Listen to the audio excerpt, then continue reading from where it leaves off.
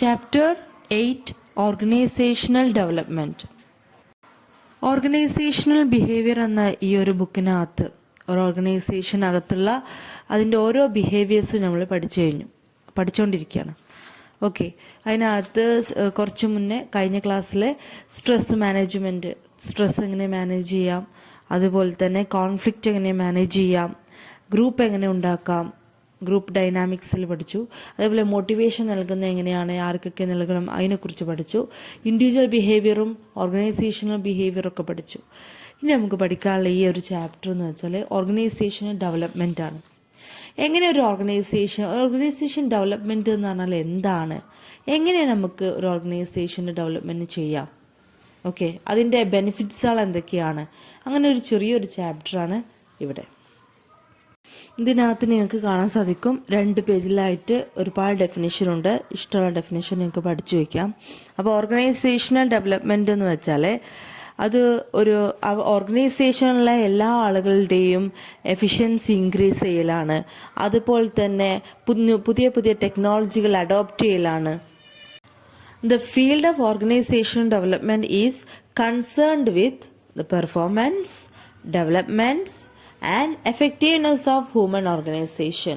ഒരു ഓർഗനൈസേഷനകത്തുള്ള ആളുകളുടെ എഫക്റ്റീവ്നെസ് ആണ് ഒരു ഓഡി എന്ന് പറഞ്ഞാൽ. അതുപോലെ തന്നെ അവരുടെ ഡെവലപ്മെൻ്റ് ആണ്, അവരുടെ പെർഫോമൻസ് ആണ്, ഒരു ഗുഡ് പെർഫോമൻസ് ആണ്. ഓക്കെ, അപ്പോൾ അതൊക്കെ ഓർഗനൈസേഷണൽ ഡെവലപ്മെൻറ്റിൻ്റെ ഭാഗമാണ്. ഒരു ഓർഗനൈസേഷൻ ഡെവലപ്പ് ചെയ്യാന്ന് വെച്ചാൽ ആ ഓർഗനൈസേഷനിനകത്ത് ചേഞ്ചസ് വരിക എന്നാണ് മീൻ ചെയ്യുന്നത്. ഓക്കെ, നല്ല നല്ല ചേഞ്ചസ്, ഏതൊരു കാര്യം അഡോപ്റ്റ് ചെയ്യാൻ പറ്റുന്ന രൂപത്തിൽ, ഏതൊരു ടെക്നോളജിയും അഡോപ്റ്റ് ചെയ്യാൻ പറ്റുന്ന രൂപത്തിലുള്ള ചേഞ്ചസ് വരിക. ആ ഒരു ഓർഗനൈസേഷൻ്റെ കൾച്ചറായാലും മറ്റു ബിലീഫ്സ് ആയാലും മറ്റു ബിഹേവിയേഴ്സും എന്തായാലും അതിലൊക്കെ പുതിയ ടെക്നോളജിയും കാര്യങ്ങളൊക്കെ അഡോപ്റ്റ് ചെയ്യാൻ പറ്റുന്ന ചേഞ്ചസ് വരുന്നതിനെയാണ് ഓർഗനൈസേഷണൽ ഡെവലപ്മെൻറ്റ് എന്ന് പറയുന്നത്. ഇനി ഡെഫിനിഷൻ നോക്കാം. According to French Bell and Zawacki 1989, organizational development means OD is a process of planned change designed to help organizations achieve their goals and to operate more effectively. അപ്പോൾ നമ്മളുടെ French and bell സവാക്കി തന്ന ഒരു ഡെഫിനേഷനാണിത്. വളരെ സിമ്പിളായിട്ടുള്ള ഡെഫിനേഷനാണ്. അപ്പോൾ it's A organisational development എന്ന് വെച്ചാൽ ഒരു പ്രോസസ്സാണ്. അവരുടെ പ്ലാനുകൾ ചേഞ്ച് ചെയ്യാണ്. Change design to help organisation achieve their goal. അവരുടെ ഗോൾ അച്ചീവ് ചെയ്യാൻ വേണ്ടി അവരുടെ പ്ലാനിലായാലും അവരുടെ ഒബ്ജക്റ്റീവ്സിലായാലും അവരുടെ കൾച്ചറിലായാലും ഒക്കെ ചേഞ്ചസ് വരുത്തി അതിൻ്റെ ഡെവലപ്മെൻറ്റിലേക്ക് കൊണ്ടെത്തിക്കുന്ന ആ ഒരു സിറ്റുവേഷനിലേക്ക് ഓർഗനൈസേഷനെ തരപ്പെടുത്തുന്നതിനെയാണ് ഓർഗനൈസേഷണൽ ഡെവലപ്മെൻറ്റ് എന്ന് പറയുന്നത്. ഇപ്പോൾ ഒരു ഓർഗനൈസേഷൻ്റെ കേസിലായാൽ ആ ഒരു ഓർഗനൈസേഷൻ ഡെവലപ്പ് ചെയ്യണമെങ്കിൽ എന്ത് വേണം, ഇത്രയും കാലം അവർ ഫോളോ ചെയ്യുന്ന കാര്യത്തിലൊക്കെ ചേഞ്ചസ് വരുത്തണം. ഓക്കെ, അവരുടെ പ്ലാനിലായാലും കൾച്ചറിലായാലും എല്ലാ കാര്യത്തിലും ആക്ടിവിറ്റി പെർഫോമൻസിലായാലും ഒക്കെ ചേഞ്ചസ് വരുത്തി കുറച്ചുകൂടി ഇംപ്രൂവ് ചെയ്യുമ്പോഴാണ് അത് ഡെവലപ്മെൻറ്റിലേക്ക് വരുന്നത്. Okay, features of audit organisational development ഒരു 6 പോയിൻറ്റ്സ് ഫീച്ചേഴ്സ് പറയുന്നുണ്ട്. First one is must be planned. എല്ലാ കാര്യം പ്ലാൻ ചെയ്ത് ചെയ്യുകയാണെങ്കിൽ it avoid the immediate and temporary performance. Okay, വളരെ പ്ലാൻ ചെയ്ത് ചെയ്യുമ്പോൾ ഏതൊരു ഗോളും അച്ചീവ് ചെയ്യാൻ സാധിക്കും. നമുക്കറിയാം മാനേജ്മെൻറ്റിനായാലും ഏതൊരു കാര്യത്തിൻ്റെയും ഫസ്റ്റ് സ്റ്റെപ്പ് എന്ന് പറയുന്നത് പ്ലാനിങ് ആണ്. പ്ലാൻ ബെറ്റർ ആക്കി കഴിഞ്ഞാൽ എന്ത് ചെയ്യാം, ഡെവലപ്മെൻറ്റ് നമ്മളുടെ ഓർഗനൈസേഷൻ്റെ ഡെവലപ്മെൻറ്റ് ഇൻക്രീസ് ചെയ്യിപ്പിക്കാം. അതുപോലെ തന്നെ ഏതൊരു കാര്യവും അതിൻ്റെ പെർഫെക്ഷനിൽ ചെയ്യാൻ സാധിക്കും. Second one organization wide. Organization ഡെവലപ്മെൻറ്റിൻ്റെ ഒരു ഫീച്ചറാണ് ഓർഗനൈസേഷൻ വൈഡ്. ഒരു വൈഡായിട്ടുള്ളൊരു ചിന്താഗതി വരും ഡെവലപ്പ് ചെയ്യുമ്പോൾ. അപ്പോൾ ഇവിടെ പറഞ്ഞിട്ട് focus on the total system of the organization. ഓർഗനൈസേഷൻ്റെ എല്ലാ പാർട്ടിനും എല്ലാ ഏരിയകൾക്കും കൺട്രോൾ, സ്പാൻ ഓഫ് കമാൻഡ്, അങ്ങനെ കൺട്രോൾ ചെയ്യുന്ന സിസ്റ്റമായാലും എല്ലാ സിസ്റ്റത്തിനും ഇമ്പോർട്ടൻ്റ് കൊടുക്കാൻ തുടങ്ങും അത് ഡെവലപ്പ് ചെയ്യാൻ തുടങ്ങുമ്പോൾ. ഓക്കെ, അതാണ് organization wide. Third one, managed from the top. OD must have support from top management. Top മാനേജ്മെൻറ്റിൽ നിന്നുള്ള നല്ല സപ്പോർട്ട് ഉണ്ടായാലേ എന്താൻ പറ്റുള്ളൂ, നല്ല ഡെവലപ്മെൻറ്റ് കാഴ്ചവെക്കാൻ സാധിക്കുള്ളൂ. Fourth one, increase organisation effectiveness and health. Organisation wide നേരത്തെ പറഞ്ഞു എല്ലാ കാര്യങ്ങളിലും ഇമ്പോർട്ടൻസ് കൊടുക്കുന്നുണ്ട്, ഓർഗനൈസേഷൻ്റെ എല്ലാ ഏരിയകളിലായാലും ഒക്കെ ഇമ്പോർട്ടൻസ് കൊടുക്കുന്നുണ്ട്. അപ്പോൾ എന്താവും, അവിടുത്തെ ഓർഗനൈസേഷൻ്റെ എഫക്റ്റീവ്നെസ് ആയാലും ഹെൽത്ത് ആയാലും ഇൻക്രീസ് ചെയ്യിപ്പിക്കാൻ സാധിക്കും ഓഡിയിലൂടെ, ഓർഗനൈസേഷൻ ഡെവലപ്മെൻറ്റിലൂടെ. Fifth one, planned interventions. നന്നായി പ്ലാൻ ചെയ്തിട്ട് ഏതൊരു കാര്യത്തിലും ഇടപെടുകയുള്ളൂ. അത് നന്നായി പ്രിപ്പയർ ചെയ്തതിന് ശേഷം, പ്രോപ്പർ പ്രിപ്പറേഷന് ശേഷമാണ് എല്ലാ ഇൻ്റർവെൻഷൻസുകളും നടക്കുന്നത്. ഓക്കെ, ലാസ്റ്റ് പോയിൻ്റാണ് യൂസിങ് ബിഹേവിയറൽ സയൻസ് നോളേജ്. തീർച്ചയായും ബിഹേവിയറൽ സയൻസ് എന്ന് വെച്ചാൽ ഇറ്റ്സ് എ ഡിസിപ്ലിൻ. ഓക്കെ, അപ്പോൾ എല്ലാ ഡിസിപ്ലിനും നമ്മൾക്ക് അപ്ലൈ ചെയ്യേണ്ടി വരും. കൂടുതൽ എഫക്റ്റീവ് നമ്മൾ പെർഫോമൻസ് ആയാലും കൾച്ചറായാലും എല്ലാ കാര്യങ്ങളും കൂടുതൽ എഫക്റ്റീവാക്കി ഡെവലപ്പ് ചെയ്യാൻ വേണ്ടി നമുക്ക് എന്ത് ചെയ്യണം, പല പല ഡിസിപ്ലിനുകളും അപ്ലൈ ചെയ്യേണ്ടി വരാറുണ്ട്. അപ്പോൾ യൂസ് ബിഹേവിയറൽ സയൻസ് നോളജ്. ഇവിടെ എന്താണ്, OD is a discipline that combine research and experience to understand people, business system and their interactions. Okay, ഈ ബിഹേവിയറൽ സയൻസ് നോളേജ് എന്ന് പറഞ്ഞാൽ ഇപ്പോൾ ഒരു ഓർഗനൈസേഷനകത്തുള്ള ഏത് പീപ്പിൾസിൻ്റെ കാര്യത്തിലായാലും അവർ ബിഹേവിയർ ആയാലും മറ്റു പല കാര്യങ്ങളും നമുക്ക് മനസ്സിലാക്കി നല്ല മോട്ടിവേഷനൊക്കെ കൊടുത്തു നല്ല പെർഫോമൻസ് കാഴ്ചവെക്കുമ്പോഴാണ് നമുക്ക് എന്ത് സാധിക്കുന്നത്, ഒരു ഓർഗനൈസേഷൻ ഡെവലപ്മെൻറ്റ് ചെയ്യാൻ സാധിക്കുന്നത്. അപ്പോൾ പല പല ഡിസിപ്ലിനുകളും പല നോളേജുകളും നമുക്ക് യൂസ് ചെയ്യേണ്ടി വരാറുണ്ട്. അടുത്ത് നമുക്ക് പഠിക്കാനുള്ളത് ഒബ്ജക്റ്റീവ്സ് ഓഫ് ഓഡിയാണ്. എന്തെല്ലാം ലക്ഷ്യങ്ങളാണ് ഒരു ഓർഗനൈസേഷൻ ഡെവലപ്പ് ചെയ്യുമ്പോൾ ഉണ്ടാകുന്നത്. ഒരു 5 ലക്ഷ്യങ്ങൾ ഇവിടെ കൊടുത്തിട്ടുണ്ട്. First one, establishing relationship with key personnel in the organisation. തീർച്ചയായും ഒരു ഓർഗനൈസേഷൻ്റെ ഡെവലപ്മെൻറ്റ് എന്ന് വെച്ചാൽ അവിടുത്തെ ആളുകളുടെ റിലേഷൻഷിപ്പ് വളരെ ബെറ്റർ ആയിട്ടുള്ള റിലേഷൻഷിപ്പ് കീപ്പ് ചെയ്യുക എന്നുള്ളത് തന്നെയാണ്. സെക്കൻഡ് വൺ റിസർച്ച് ചെയ്യുക, ഇവാലുവേറ്റ് ചെയ്യുക. ഒരു ഓർഗനൈസേഷൻ ഫോളോ ചെയ്യുന്ന സിസ്റ്റത്തിന് എല്ലാ സിസ്റ്റങ്ങളെയും ഇവാലുവേറ്റ് ചെയ്യുകയും അതിനെ റിസർച്ച് ചെയ്യുകയൊക്കെ ചെയ്ത് കഴിഞ്ഞാൽ നമുക്ക് എന്ത് ചെയ്യാം, അവിടെ എന്തെങ്കിലും ഡിഫോൾട്ടുകളുണ്ടോ, എന്തെല്ലാം ചേഞ്ചസ് വരുത്തണം എന്നൊക്കെ മനസ്സിലാക്കാൻ സാധിക്കും. ഓക്കെ, അപ്പോൾ ഒരു ഓഡിയിലൂടെ ഓർഗനൈസേഷൻ ഡെവലപ്മെൻറ്റിലൂടെ നമുക്ക് കൂടുതൽ എല്ലാ കാര്യത്തിലും എല്ലാ സിസ്റ്റത്തിലും ഒരു ഓർഗനൈസേഷൻ ഫോളോ ചെയ്യുന്ന എല്ലാ സിസ്റ്റത്തിലും അതിൻ്റേതായ ഇമ്പ്രൂവ്മെൻറ്റ്സ് കൊണ്ടുവരാൻ സാധിക്കും. തേർഡ് വൺ, ഒരു ഓഡിയിലൂടെ ഓർഗനൈസേഷൻ ഡെവലപ്മെൻറ്റിലൂടെ ഒരു ഓർഗനൈസേഷനകത്തുള്ള ആളുകളുടെ ഇമ്പ്രൂവ്മെൻ്റ് ആയാലും അല്ലെങ്കിൽ ഒരു ഓർഗനൈസേഷൻ്റെ ഇമ്പ്രൂവ്മെൻ്റ് ആയാലും ഒക്കെ ഐഡൻറ്റിഫൈ ചെയ്യാൻ സാധിക്കും. അതേപോലെ തന്നെ ഫോർത്ത് വൺ, നമുക്ക് എന്ത് ചേഞ്ചസും അപ്ലൈ ചെയ്യാൻ സാധിക്കും. ഓഡി ഒരു ഓർഗനൈസേഷൻ ഡെവലപ്മെൻറ്റ് ചെയ്ത് ഡെവലപ്മെൻറ്റുകൾ കൊണ്ടുവരികയാണ്. അതുകൊണ്ട് തന്നെ അത് ഫ്ലെക്സിബിൾ ആയിരിക്കണം. എല്ലാ കാര്യങ്ങളും ഏത് ചേഞ്ചസും എപ്പോഴും അഡോപ്റ്റ് ചെയ്യാൻ സാധിക്കുന്ന രൂപത്തിലായിരിക്കണം എല്ലാ സിസ്റ്റങ്ങളും, അതുപോലെ തന്നെ എല്ലാ പ്ലാനുകളും. ഫിഫ്ത്ത് വൺ, ഇവാലുവേറ്റ് ചെയ്തുകൊണ്ടിരിക്കണം. എന്തെല്ലാം റിസൾട്ട് ആയാലും എല്ലാ പെർഫോമൻസും കാര്യങ്ങളും ഇടയ്ക്കിടയ്ക്ക് ഇങ്ങനെ ഇവാലുവേറ്റ് ചെയ്തുകൊണ്ടിരുന്നാലേ എന്ത് സംഭവിക്കുള്ളൂ, ഏതൊരു ഡെവലപ്മെൻറ്റും മുന്നോട്ട് പോവുള്ളൂ. ഓക്കെ, അപ്പോൾ ഇത്രയും ഒബ്ജക്റ്റീവ്സുകളാണ് ഓഡിക്ക് ഉള്ളത്. ജസ്റ്റ് വളരെ സിമ്പിളാണ്, ജസ്റ്റ് വായിച്ചു നോക്കുക. അടുത്തത് നീഡ് ഫോർ ഓഡി.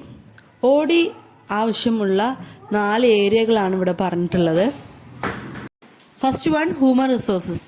നമുക്കറിയാം എംപ്ലോയീസിൻ്റെ ഒക്കെ കേസിൽ ഒരു ഓർഗനൈസേഷനിൽ വർക്ക് ചെയ്യുന്ന എല്ലാ ഹ്യൂമൻസിൻ്റെയും കേസിൽ ഡെവലപ്മെൻറ്റ് അത്യാവശ്യമാണ്. കാരണം ഹ്യൂമൻ റിസോഴ്സിനകത്ത് എടുക്കുന്ന തീരുമാനങ്ങൾ പലപ്പോഴും ഓർഗനൈസേഷനകത്ത് സക്സസ്സും ഫെയിലിയറൊക്കെ ഉണ്ടാക്കാറുണ്ട്. അത് വളരെയധികം എഫക്റ്റ് ചെയ്യാറുണ്ട് ഓർഗനൈസേഷന്. അതുകൊണ്ട് തന്നെ ഹ്യൂമൻ റിസോഴ്സ് നല്ല രീതിയിൽ അതിൽ ഡെവലപ്മെൻറ്റ് കൊണ്ടുവരിക എന്നുള്ളത് തന്നെ ഒരു ഓർഗനൈസേഷൻ്റെ ഡെവലപ്മെൻറ്റിന് കാരണമാകും. Okay, second one, change in nature of the work place. Work പ്ലേസിൽ ഉണ്ടാവുന്ന ചേഞ്ചസ്. ഓക്കെ, ആ വർക്ക് പ്ലേസിൽ ചേഞ്ചസ് വരുത്തുന്നതോടുകൂടി നമുക്ക് പല പല ഡെവലപ്മെൻറ്റും കൊണ്ടുവരാൻ സാധിക്കും. അത് ഓർഗനൈസേഷനെ എഫക്റ്റ് ചെയ്യും, ഓർഗനൈസേഷനിൽ ഡെവലപ്മെൻറ്റ് ഉണ്ടാകും.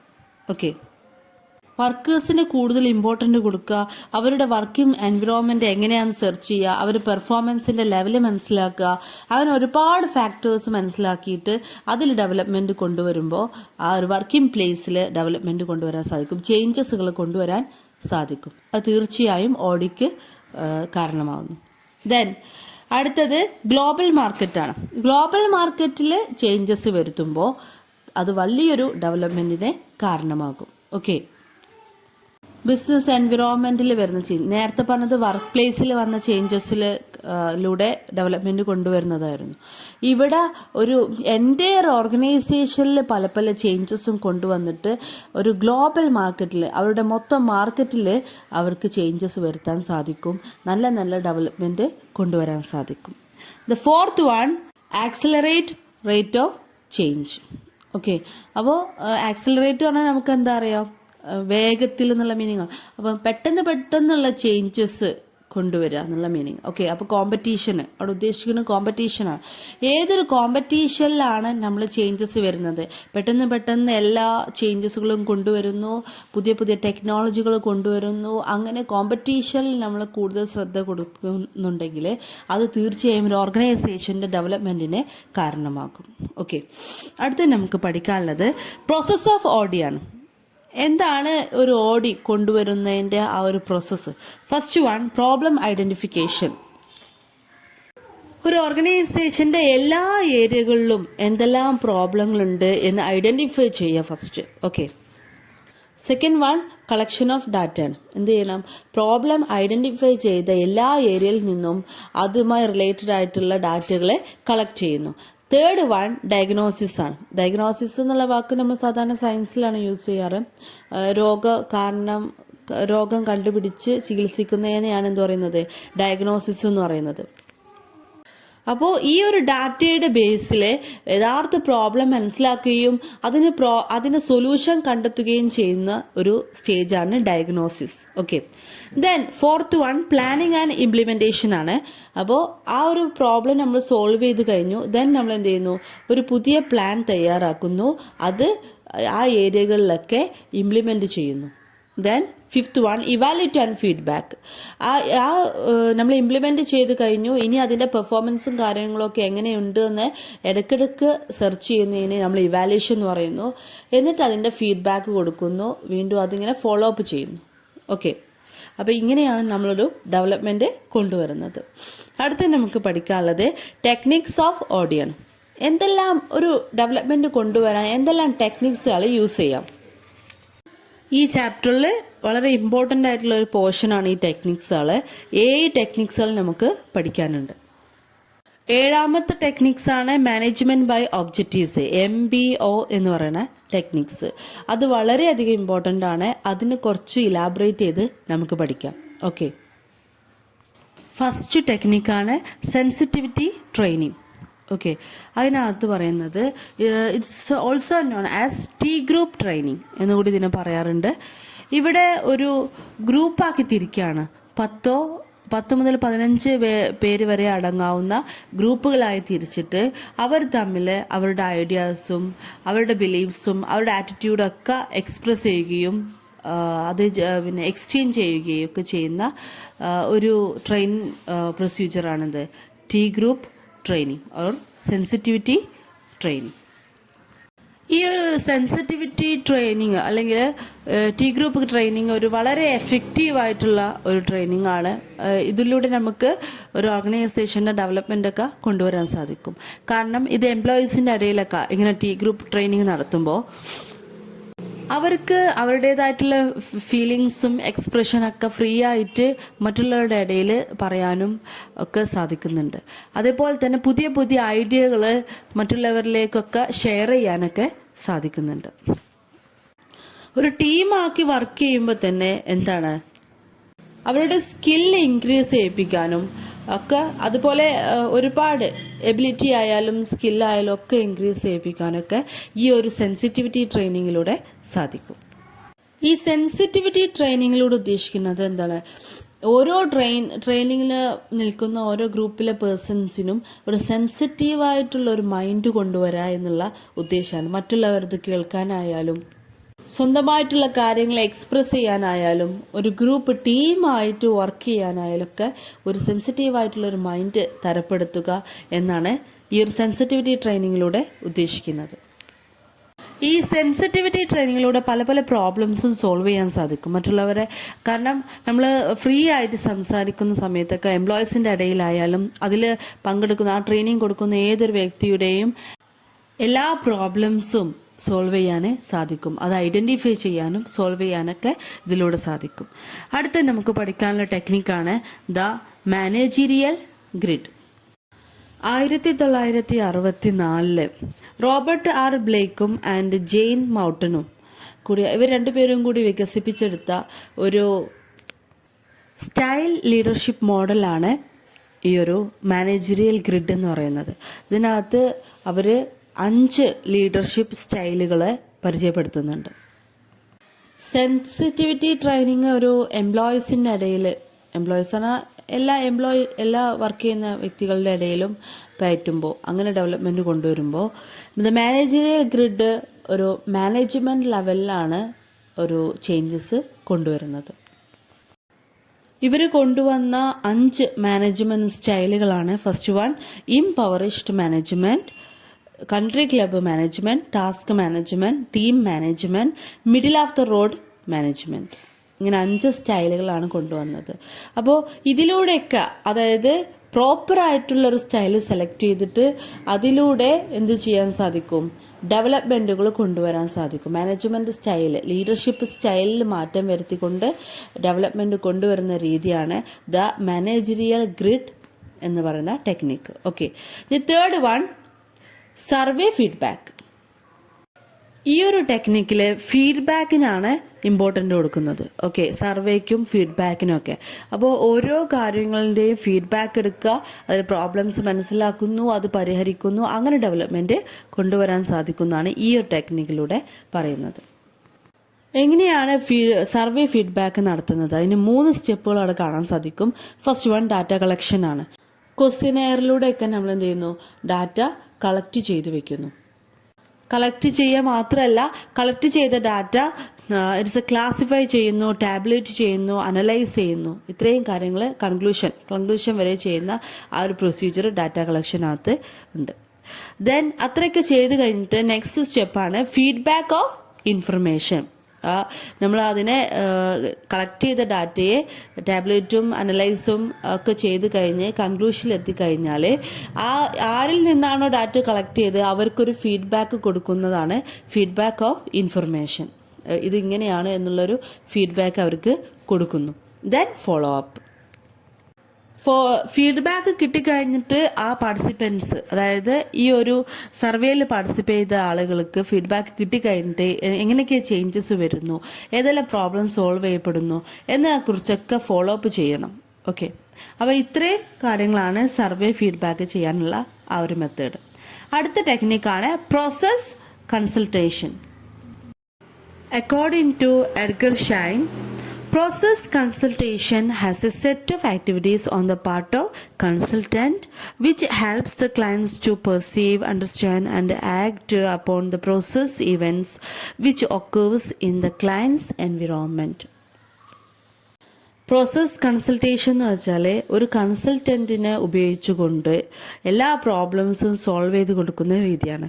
ഓക്കെ, അത്തരം ടെക്നിക്കിലൂടെ പ്രോബ്ലംസ്, ഗ്രൂപ്പിനകത്തുള്ള പ്രോബ്ലംസ് ആയാലും മറ്റെല്ലാ കാര്യങ്ങളിലും കൺസൾട്ടൻറ്റ് യൂസ് ചെയ്തുകൊണ്ട്, അതിൽ കൺസൾട്ടേഷൻ യൂസ് ചെയ്തുകൊണ്ട് ഒരു കൺസൾട്ടൻറ്റ് എന്ത് ചെയ്യുന്നു?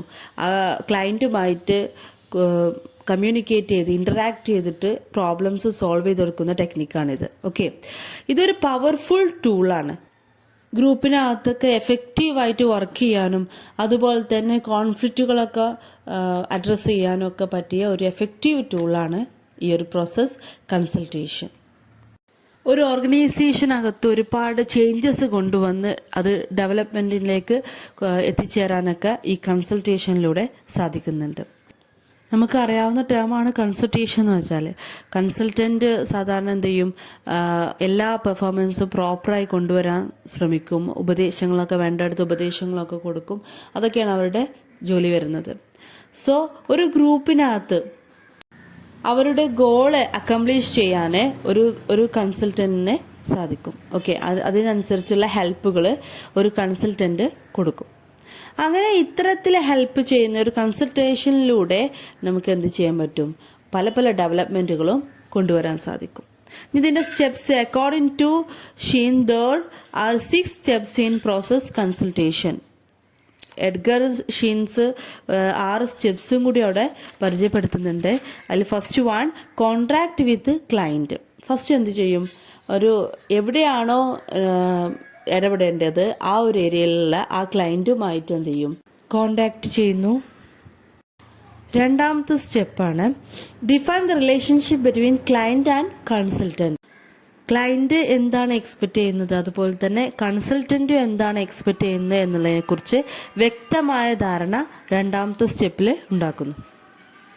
Third one, selection of a setting and a method of work by client.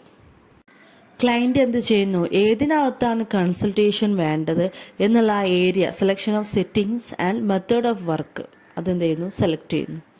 Fourth one ആണ് collection of data to make a diagnostic study. ഡാറ്റകൾ കളക്ട് ചെയ്യുക, എന്താണ് പ്രോബ്ലം വെച്ചാൽ അതിൻ്റെ റീസൺ കണ്ടെത്തി അത് പരിഹരിക്കാൻ വേണ്ടി ഡാറ്റകൾ എന്ത് ചെയ്യുക, കളക്ട് ചെയ്യുക. Then fifth one, suitable interventions. അത് ഏത് രൂപത്തിലാണോ അതിൽ ഇടപെടേണ്ടത് ആ രൂപത്തിൽ തന്നെ ആ ഒരു പ്രശ്നത്തിലും കാര്യത്തിലും ഇടപെടുക.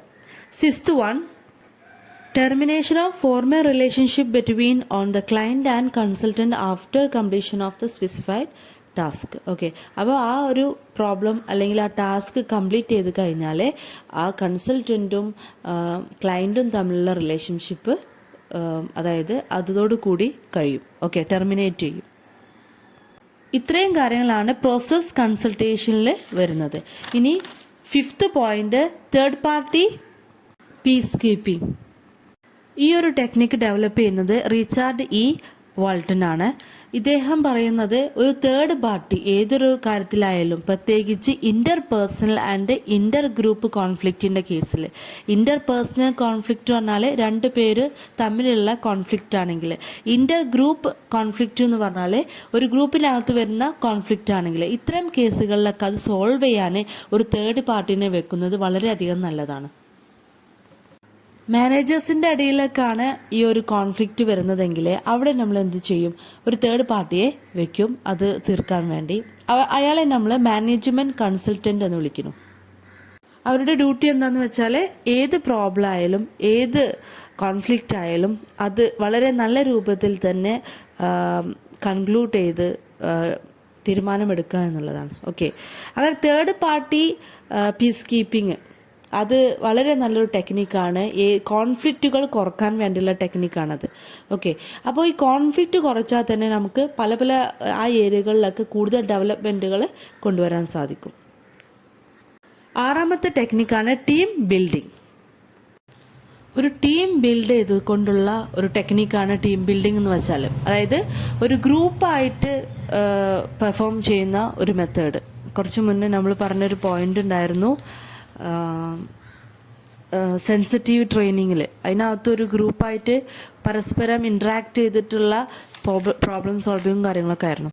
അതുപോലെ തന്നെ ഓരോ വർക്കുകൾ, ഓരോ പ്രൊജക്റ്റുകൾ, ഓർഗനൈസേഷനകത്തുള്ള പ്രൊജക്റ്റുകൾ ഓരോ ടീം ബിൽഡ് ചെയ്തുകൊണ്ട് അത് പ്രവർത്തിക്കാൻ അല്ലെങ്കിൽ അത് പെർഫോം ചെയ്യുകയാണെങ്കിൽ അതിനെ നമ്മൾ ടീം ബിൽഡിംഗ് എന്ന് പറയും. അപ്പോൾ അങ്ങനെ ചെയ്യുന്നതുകൊണ്ടുള്ള ഗുണം എന്താണെന്ന് വെച്ചാൽ കുറച്ചും കൂടി ബെറ്റർ ആക്കിയിട്ട് പെർഫോം ചെയ്യാൻ സാധിക്കും, പ്രോബ്ലംസൊക്കെ സോൾവ് ചെയ്യാൻ സാധിക്കും, പരസ്പരം ഷെയർ ചെയ്യാൻ, ഇൻട്രാക്ട് ചെയ്യാനൊക്കെ കൂടുതൽ കംഫർട്ടബിൾ ആവും. ഓക്കെ, അപ്പോൾ ടീം ബിൽഡ് ചെയ്തുകൊണ്ട് ഏതൊരു പ്രൊജക്റ്റൊക്കെ ക്യാരി ചെയ്യുകയാണെങ്കിൽ അതിനെ എന്ത് പറയും, ടീം ബിൽഡിങ് പറയും. തീർച്ചയായും ടീം ബിൽഡ് ചെയ്യുന്നതുകൊണ്ട് സാധാരണ നല്ല നല്ല ഡെവലപ്പ് ചെയ്യുന്ന ഓർഗനൈസേഷനുകളൊക്കെ കുറേ ടീമുകൾ ഉണ്ടാവും.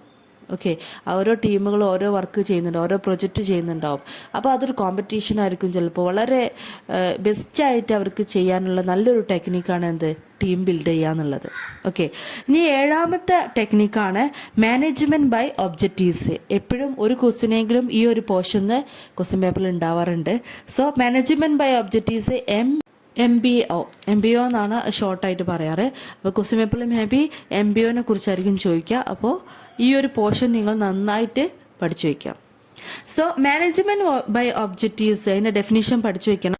According to Coons and O'Donnell, MBO is a comprehensive managerial system that integrates many key management activities in a systematic manner, consciously directed towards the effective and efficient achievement of organizational objectives.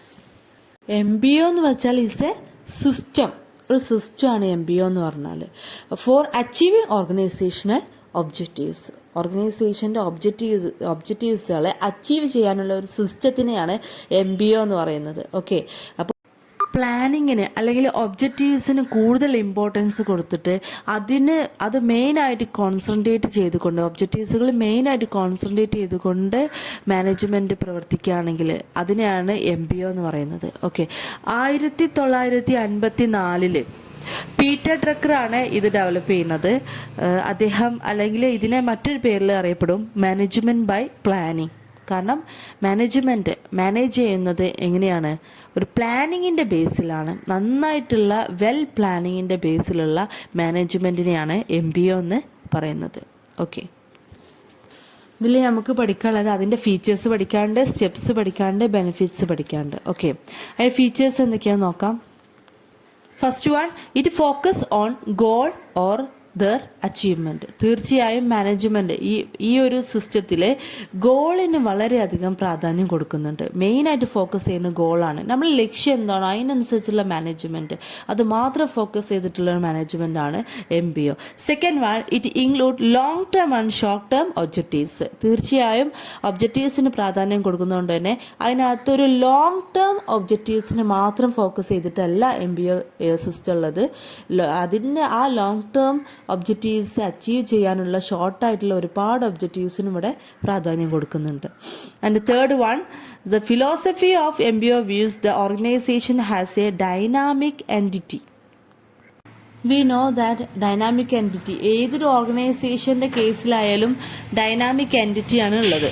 Okay, അപ്പോൾ MBO ഇവിടെ MBOൻ്റെ view പോയിന്റിലും MBO എന്നുള്ള ആ ഒരു concept കൊണ്ടുവന്ന view പോയിന്റിലും ആ dynamic എൻറ്റിറ്റിക്ക് more important കൊടുക്കുന്നുണ്ട്. ഈ ഡൈനാമിക് എൻറ്റിറ്റി എന്ന് പറഞ്ഞാൽ ഒരു ഓർഗനൈസേഷന് ഇൻറ്റേർണൽ ഫാക്ടേഴ്സും എക്സ്റ്റേണൽ ഫാക്ടേഴ്സും എഫക്റ്റ് ചെയ്യാറുണ്ട്. അതുകൊണ്ട് തന്നെ അതിനൊരു സ്ഥായി ആയിട്ടുള്ള കാര്യങ്ങൾ ചെയ്യാൻ പറ്റില്ല. ഒരു ഫിക്സഡ് ആയിട്ട് ഏതൊരു കാര്യവും ചെയ്യാൻ പറ്റില്ല. ഇങ്ങനെ ഇൻഫ്ലുവൻസ് ചെയ്യുന്നതുകൊണ്ട് തന്നെ അതിൽ വരുന്ന ചേഞ്ചസ് നമ്മളും അഡോപ്റ്റ് ചെയ്യേണ്ടി വരും. അതിനാണ് ഡൈനാമിക് എൻറ്റിറ്റി എന്ന് പറയുന്നത്. ചേഞ്ചസുകൾ വരുന്ന എൻറ്റിറ്റിയാണ് ഓർഗനൈസേഷന് ഉള്ളത്. Fourth one, constant attention must be given to refine, modify and improve the goals on the basis of experience. Okay, അപ്പോൾ നമ്മളുടെ ഗോളിനകത്ത് അത് മോഡിഫൈ ചെയ്യാനായാലും അതിൽ ചേഞ്ചസ് വരുത്താനായാലും ഒക്കെ നമ്മൾ ഇടയിൽ പരിശ്രമിക്കണം. അല്ലെങ്കിൽ അതിൽ കൂടുതൽ ശ്രദ്ധ കൊടുക്കണം, അറ്റൻഷൻ കൊടുക്കണം. നമ്മളുടെ ഇതുവരെയുള്ള എക്സ്പീരിയൻസിൻ്റെ ബേസിൽ ആ ഗോൾസിലും മറ്റു കാര്യങ്ങളിലൊക്കെ നല്ല ചേഞ്ചസ് വരുത്താനുള്ള ശ്രമങ്ങൾ ഉണ്ടായിരിക്കണം. Fifth one, effective participation and involvement by each members is required to set up goals and its achievement. എല്ലാവരും ആ ഗോൾസ് അച്ചീവ് ചെയ്യാൻ എല്ലാ ആളുകളുടെയും പാർട്ടിസിപ്പേഷൻ, എഫക്റ്റീവായിട്ടുള്ള പാർട്ടിസിപ്പേഷൻ ഉണ്ടായിരിക്കണം. Sixth one, it give emphasis on effective performance. MBO മെയിനായിട്ടും ഒബ്ജക്റ്റിനാണ് important കൊടുക്കുന്നത്. അതുപോലെ തന്നെ എഫക്റ്റീവായിട്ടുള്ള പെർഫോമൻസിനും ഇമ്പോർട്ടൻസ് കൊടുക്കുന്നു. അങ്ങനെ 6 പോയിന്റ്സിലും നിങ്ങൾ പഠിച്ചു വയ്ക്കുക. ദെൻ അതിൻ്റെ സ്റ്റെപ്സ് നോക്കാം. Steps in MBO. First one, set in the objectives. എന്ത് ചെയ്യുക? ഒബ്ജക്റ്റീവ്സിന് ഇമ്പോർട്ടൻസ് കൊടുക്കുന്നതുകൊണ്ട് തന്നെ ഒബ്ജക്റ്റീവ്സ് ആദ്യം സെറ്റ് ചെയ്യുക. Second one, development of action plans. നമ്മുടെ മെയിനായിട്ട് സെറ്റ് ചെയ്ത് വെച്ച ഒബ്ജക്റ്റീവ്സിനെ ഇംപ്ലിമെൻറ്റ് ചെയ്യാൻ വേണ്ട സബായിട്ടുള്ള പ്ലാൻസുകളൊക്കെ തയ്യാറാക്കുക. Third one, periodic review. Okay, എപ്പോഴായാലും റിവ്യൂ വളരെയധികം പ്രാധാന്യമാണ്. നമ്മൾ പ്ലാൻ പ്രിപ്പയർ ചെയ്ത് വെച്ച് കഴിഞ്ഞാൽ ആക്ഷൻ പ്ലാൻസുകൾ വരെ പ്രിപ്പയർ ചെയ്ത് വെച്ചു. ആക്ഷൻ പ്ലാൻസ് പറഞ്ഞാൽ അത് ആ ഒരു പ്ലാൻ ഇംപ്ലിമെൻറ്റ് ചെയ്യാനുള്ള പ്ലാൻസുകളാണ്. അപ്പോൾ അത് ഇംപ്ലിമെൻറ്റ് ചെയ്തു, ദെൻ അതെന്ത് ചെയ്യുക, റിവ്യൂ ചെയ്യാം. സബോർഡിനേറ്റ്സും സൂപ്പർവൈസറും ഒരുമിച്ച് കൂടി മീറ്റിങ്ങുകളൊക്കെ നടത്തുക. എന്തെങ്കിലും ഡിഫിക്കൽട്ടീസുകൾ ഉണ്ടെങ്കിൽ അതൊക്കെ ചർച്ച ചെയ്യുക, മറ്റു കാര്യങ്ങളൊക്കെ ചർച്ച ചെയ്യുക. ഒരു പീരിയോഡിക്കലായിട്ടുള്ള മീറ്റിംഗ് അല്ലെങ്കിൽ പീരിയോഡിക്കലായിട്ട് എന്തെങ്കിലും ഒരു ഫിക്സഡ് ആയിട്ടുള്ള ഡേറ്റുകൾ വെച്ചുകൊണ്ട് ആ ദിവസങ്ങളിലൊക്കെ മീറ്റിങ്ങുകളോ നടത്തിയിട്ട് റിവ്യൂ ചെയ്യാം. ഓക്കെ, അത്തരം കാര്യങ്ങളാണ് ഈ 3rd സ്റ്റെപ്പിൽ വരുന്നത്. 4th one performance അപ്രൈസലാണ്. അപ്പോൾ റിവ്യൂ ചെയ്ത് ദെൻ പ്ലാനൊക്കെ തയ്യാറാക്കി അത് ഇംപ്ലിമെൻറ്റ് ചെയ്തതാണ്. ദെൻ അവരുടെ പെർഫോമൻസ് എന്ത് ചെയ്യുക, വിലയിരുത്തുക. MBOൻ്റെ ലാസ്റ്റ് സ്റ്റെപ്പാണിത്. പെർഫോമൻസ് എന്ത് ചെയ്യുക, അപ്രൈസൽ ചെയ്യുക എന്നുള്ളത്. അതൊരു പീരിയോഡിക്കലായിട്ട് ചെയ്യലാണ് ഏറ്റവും കൂടുതൽ ബെറ്റർ ആക്കുന്നത്. ഇങ്ങനെ ഇവാലുവേറ്റ് ചെയ്യുമ്പോൾ അല്ലെങ്കിൽ വിലയിരുത്തുമ്പോൾ, പെർഫോമൻസ് വിലയിരുത്തുമ്പോൾ ഏതെല്ലാം പെർഫോമൻസാണ് കുറവുള്ളത്, കുറഞ്ഞ പെർഫോമൻസ്, കൂടിയ പെർഫോമൻസ് എങ്ങനെയാണ്, അപ്പോൾ അതിനെക്കുറിച്ചൊക്കെ കൂടുതൽ ഐഡിയകൾ ലഭിക്കുന്നു. അപ്പോൾ നല്ല പെർഫോം ചെയ്തവർക്ക് അതിനനുസരിച്ചുള്ള റിവാർഡ് കൊടുക്കുക, അങ്ങനത്തെ എഫക്റ്റുകളൊക്കെ ഈ ഒരു പെർഫോമൻസ് അപ്രൈസൽ എന്നുള്ള ഈ ഒരു സ്റ്റെപ്പിലെടുക്കും. ഓക്കെ, അടുത്ത ബെനിഫിറ്റ്സ് ആണ് നമുക്ക് പഠിക്കാനുള്ളത്. First one, subordinate cooperate and participate in setting goals. ഗോൾസിന് കൂടുതൽ പ്രാധാന്യം കൊടുക്കുന്നതുകൊണ്ട് തന്നെ നമ്മൾ എംപ്ലോയീസ്, സബോർഡിനേറ്റ്സ് ഒക്കെ ഗോൾസുമായി കൂടുതൽ കോപ്പറേഷനും പാർട്ടിസിപ്പേഷനും ഒക്കെ നടത്തും. നല്ല രീതിയിലുള്ള പാർട്ടിസിപ്പേഷൻ നടത്തും.